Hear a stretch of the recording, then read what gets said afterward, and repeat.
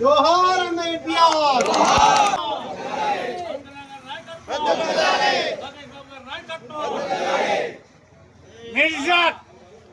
Minister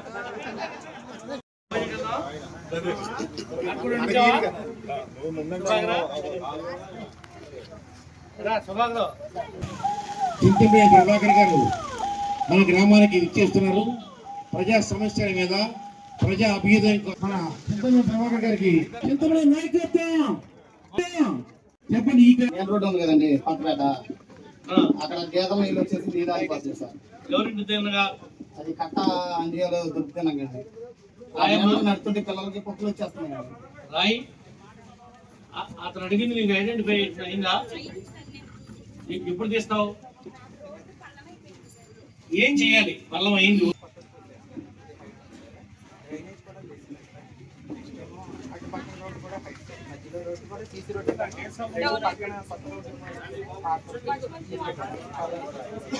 మరి అక్కడ కచ్చా train తీసి పైప్ లైన్ ఉంటాయి కదా యువతల పక్క రావడానికి, ఆ పైప్ లైన్ కరెక్ట్గా ఉందా?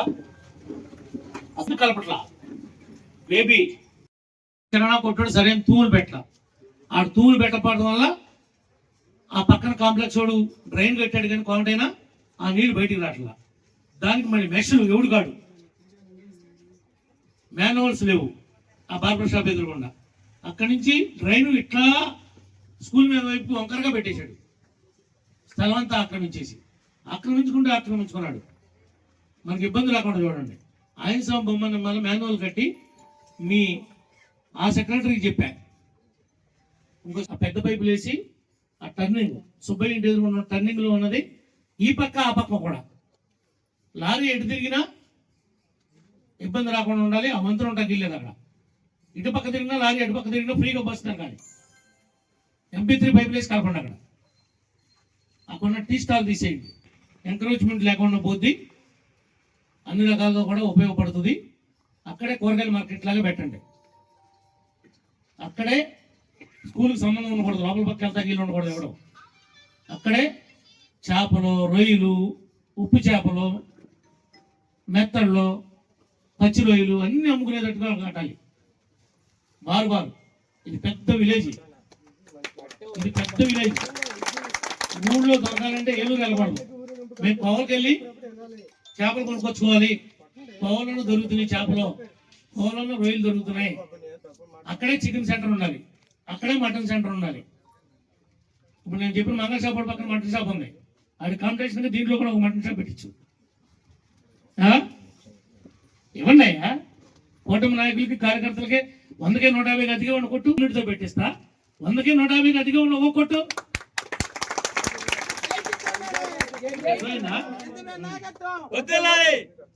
రోడ్డు బారు ఏ ఊర్లో ఎక్కడా లేనంత స్థలం మన దగ్గర ఉంది.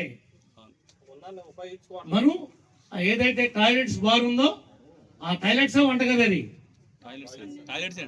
షెడ్ అదే బార్ కట్టుకుంటాం. మళ్ళీ గ్రౌండ్ ఏమి డిస్టర్బ్ చేయను. అటు పక్క ఎవడో తొమ్మిది తప్పడ కుదరదు. స్కూల్ పిల్లలకు కానీ గ్రౌండ్కి కానీ రోడ్డు బార్ అటు తీసుకుంటా.